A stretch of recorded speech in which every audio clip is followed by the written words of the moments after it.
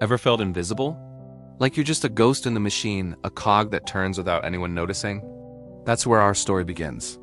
In the cold, sterile world of a corporate giant, we meet Lucas.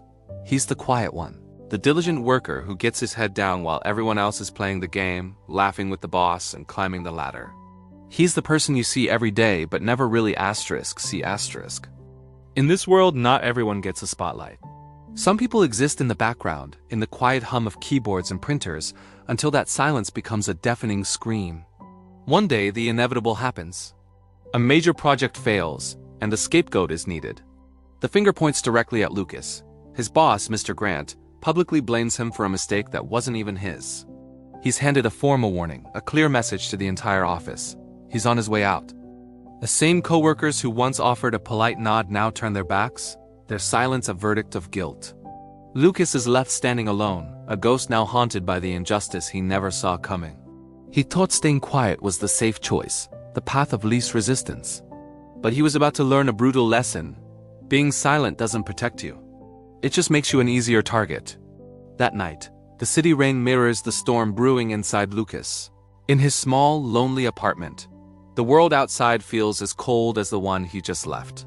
He stares at his own reflection, a man he barely recognizes, his tie feeling like a noose. He turns on the TV, hoping for a distraction, but all he finds are stories of bravery, people standing up, fighting for what's right, voices that refuse to be silenced. It's a stark contrast to his own life. In a moment of pure frustration, he throws the remote, the clatter echoing his own shattering spirit as he collapses to the floor. He had always believed that compliance was survival, that if he just did his job and stayed out of the way, he'd be fine. Now he realizes it wasn't survival at all. It was a slow, quiet surrender. Just then, his phone buzzes, a single lifeline in the dark. It's a text from his only friend at work. The message is blunt. Grant's pushing you out. They want you to resign before they fire you. It's not just a warning. It's a confirmation of his deepest fears. They weren't just blaming him. They were systematically erasing him. As lightning cracks across the sky, Lucas looks out the window. His reflection is fractured by the raindrops on the glass, a perfect image of the man inside, torn between despair and a spark of raw anger. This wasn't just about a job anymore. This was about his life, his dignity. The system wasn't just broken. It was designed to break people like him. And in that moment, something inside him finally snapped. The next morning, Lucas isn't at his desk. He's in a quiet old cafe, the smell of coffee a small comfort in the chaos of his thoughts. He's meeting Elena, an old friend who traded the corporate world for journalism. She listens, her expression unwavering. She's seen this story before. "You've let them walk all over you for too long, Lucas," she says, her voice firm but kind. "You don't have to fight the whole world. You just have to start by fighting for yourself." Her words hang in the air, simple but powerful. For the first time, Lucas doesn't look away. He doesn't retreat into his shell. A flicker of determination ignites in his eyes. He gives a slow, deliberate nod. "Maybe," he says, his voice barely a whisper but laced with newfound resolve. "It's time. The decision is made."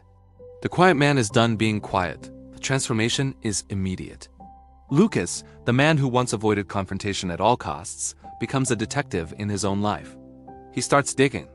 He spends his nights sifting through old emails, cross-referencing project files, and accessing hidden server directories. He's looking for the truth, for the proof he knows is there.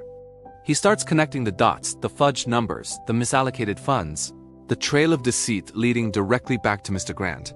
It's a pattern of corruption that has been going on for years, hidden in plain sight. Every document he finds, every piece of data he uncovers, isn't just evidence against his boss. It's a piece of his own self-respect being reclaimed. He's no longer just a victim. He's building a case not just to save his job, but to expose the rot at the core of the system. The day of reckoning arrives. We're in the main corporate meeting room, the air thick with tension. The company board is assembled, and at the head of the table sits Mr. Grant, smug and confident. But then, Lucas walks in. He's no longer the timid, invisible man. He stands tall, his gaze steady.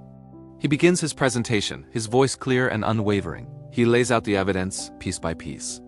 The screen behind him shows irrefutable data, charts, and incriminating email chains. The room falls silent. The board members exchange uneasy glances. Mr. Grant's face turns from confident to furious. You think a nobody like you can take me down? He snarls, his voice dripping with venom. Lucas meets his glare, completely calm. I'm not taking you down, sir, he replies. I'm standing up for what's right. In that climactic moment, as Grant sputters, trying to deny the undeniable, Lucas makes his final move. With a single click on his phone, he sends the entire dossier of evidence to Elena. Miles away, she receives it. The story is verified, written, and published. Within minutes, phones start ringing in the boardroom. The company's stock plummets. The news breaks, and the carefully constructed image of the corporation begins to crumble.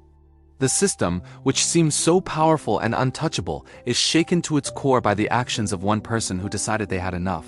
Lucas didn't need an army. He just needed the truth and the courage to share it. Our final scene isn't in an office, it's by a riverside at dawn. The city is quiet, the air is clean. Lucas walks alone, breathing deeply. The weight that had been crushing him for years is finally gone. A faint, genuine smile breaks through. He lost his job, his false sense of security, everything he thought he needed. But in losing it all, he found something far more valuable: himself. He found his voice, his spine, his integrity. The world didn't change overnight, but he did. And that changed everything. Sometimes you have to be pushed to the very edge to find the strength to push back. You have to lose everything to discover who you truly are. Lucas's story is a reminder that fear will keep you silent only if you let it.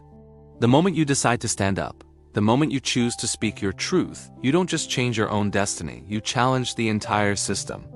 You become a force of nature. As we watch Lucas walk toward the light of the new day, we see a man who is not broken, but reborn. Free, grounded, and finally, visible. Thank you so much for watching. If this story resonated with you, please hit that like button and subscribe for more content that inspires you to find your own voice. We'd love to hear your thoughts in the comments below. Until next time, stay strong and stand tall.